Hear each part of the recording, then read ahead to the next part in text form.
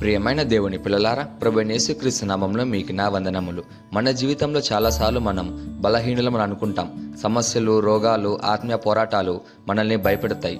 కానీ ఈరోజు దేవుని వాక్యం మనకు ఒక గొప్ప సత్యాన్ని గుర్తు చేస్తుంది. అదేంటంటే దేవుడు మనకు అధికారాన్ని ఇచ్చాడు అని. ఈరోజు దేవుని వాగ్దానము మత్తయి సువార్త 10వ అధ్యాయము మొదటి వచనము. మత్తయి సువార్త 10వ అధ్యాయం మొదటి వచనం వాక్యం ఇలా ఉంది: అపవిత్రాత్మను వెళ్ళగొట్టుటకును, ప్రతి విధమైన రోగమును, ప్రతి విధమైన వ్యాధిని స్వస్థపరచుటకును వారికి అధికారం ఇచ్చెను అని. ప్రియమైన సహోదరి సహోదరులారా, ఈ వాక్యంలో యేసయ్య తన శిష్యులకు ఒక ప్రత్యేకమైన అధికారాన్ని ఇచ్చాడు. ఆ అధికారం ఏంటి అంటే అపవిత్రాత్మపై అధికారము, రోగాలపై అధికారము, వ్యాధులపై అధికారము. అంటే శిష్యులు కేవలం వినేవారు కాదు, వారు శక్తితో పనిచేసేవారు. ఇది కేవలం శిష్యులకైనా? చాలా మంది అనుకుంటారు ఇది అప్పటి శిష్యులకు మాత్రమే ఇచ్చిన అధికారం అని. కానీ కాదు, దేవుడు తనను విశ్వసించే ప్రతి ఒక్కరికి ఆత్మీయ అధికారాన్ని ఇస్తాడు. మనం బలహీనులం కాదు, మనం ఓడిపోయిన వారం కాదు, మనం దేవుని పిల్లలం.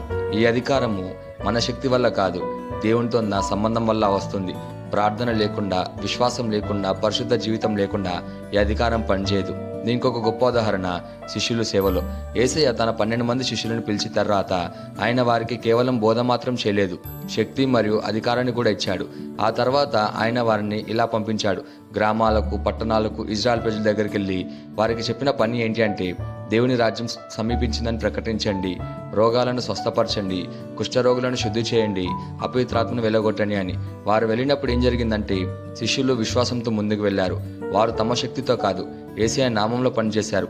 ఒక గ్రామంలో రోగులు వచ్చారు, శిష్యులు ప్రార్థించారు, వారు స్వస్థపడ్డారు. మరొక చోట చెడ్డు ఆత్మలు బాధపడుతున్న వారు శిష్యులు యేసయ్య నామంలో ఆజ్ఞాపించారు, ఆత్మలు బయటికి వచ్చాయి. ప్రజలు ఆశ్చర్యపోయారు, వీళ్ళు సాధారణ మనుషులే కదా, ఇంత శక్తి ఎక్కడి నుండి వచ్చిందని. వారు గ్రహించారు ఇది మనుషుల శక్తి కాదు, దేవుని శక్తి అని. అలాగే రెండవ ఉదాహరణ పేతురు. ఒకరోజు పేతురు మరియు యోహాను ప్రార్థనకు దేవాలయానికి వెళ్తున్నారు. దేవాలయం గేటు దగ్గర పుట్టింది మొదలుకొని కాళ్ళు పనిచిన ఒక మనిషి, అతను ప్రతిరోజు అక్కడే ఉండేవాడు. అతను ప్రజల దగ్గర భిక్షం అడిగేవాడు. ఆ మనిషి పేతురు యోహాను చూసి కొంచెం డబ్బు ఇవ్వండి అని అడిగాడు. పేతురు నేరుగా చూసి ఇలా అన్నాడు: వెండి బంగారం మాకు లేవు, కానీ మాకు కలిగినది మీకు ఇచ్చుచున్నాము, యేసుక్రీస్తు నామమున లేచినను అని. పేతురు అతను చేపట్టుకొని లేపాడు. వెంటనే అతను కాళ్ళు బలపడ్డాయి. అతను లేచి నిలబడడం మాత్రమే కాదు, గంతులు వేస్తూ దేవుని స్తుతించాడు.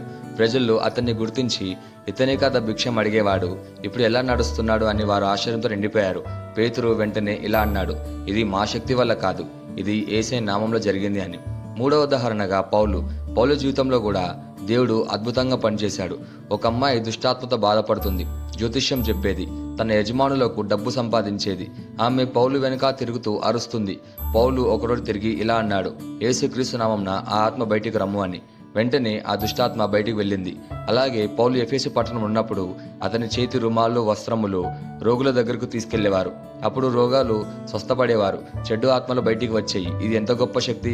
ఇక్కడ ముఖ్యమైన సత్యం ఏంటి అంటే ఈ 3 ఉదాహరణలు మనకు ఒక విషయాన్ని స్పష్టంగా చెప్తున్నాయి.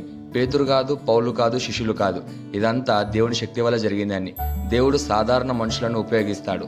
విశ్వాసం ఉంటే అద్భుతాలు జరుగుతాయి. అలాగే యేసయ్య నామంలో శక్తి ఉంది అని మనం గుర్తు చేసుకోవాలి.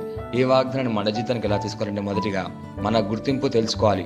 మనం సాధారణ మనుషులం కాదు, దేవుని పిల్లలం, అధికారంతో ఉన్నవారం. రెండోదిగా ప్రార్థనలో బలంగా ఉండాలి. శక్తి రావాలంటే రోజు ప్రార్థన, దేవునితో సంబంధం ఉండాలి. మూడోదిగా విశ్వాసంతో మాట్లాడాలి, భయంతో కాదు, విశ్వాసంతో మాట్లాడాలి. నాలుగోదిగా పరిశుద్ధ జీవితం జీవించాలి. పాపంతో ఉంటే ఆత్మీయ శక్తి తగ్గిపోతుంది. ఈ వాక్యం మనకి ఏం చెప్తుంది అంటే దేవుడు మనకు భయాన్ని ఇవ్వలేదు, అధికారాన్ని ఇచ్చాడు అని. ఈ వాగ్దానాన్ని మనం స్వతంత్రించలాగా మనం ప్రార్థన చేద్దాం. మమ్మల్ని మిక్కిలిగా ప్రేమించిన ప్రియ పరలోకపు తండ్రి, నీకే కృతజ్ఞతాస్తుతులు, వందనాలు చేయించుకుంటున్నాం ప్రభువా. నీ వాగ్దానం ద్వారా మాతో మాట్లాడినందుకు నీకే ధన్యవాదాలు చేయించుకుంటున్నాం ప్రభువా.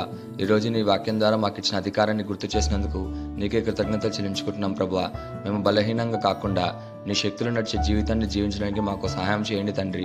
మా విశ్వాసాన్ని బలపరచుము, ప్రార్థనలు నిలకడగా ఉండేగా మమ్మల్ని నడిపించుము తండ్రి. మా ద్వారా నీ మహిమ కనబడేలా మమ్మల్ని ఉపయోగించుకున్నాము తండ్రి. రోగులకు స్వస్థత, బలహీనులకు బలం, బాధలున్న వారికి ఆదరణ ఇవ్వడానికి మమ్మల్ని వాడుకోమని ప్రార్థిస్తూ యేసుక్రీస్తు నామమున అడుగుచున్నాము తండ్రి. ఆమేన్.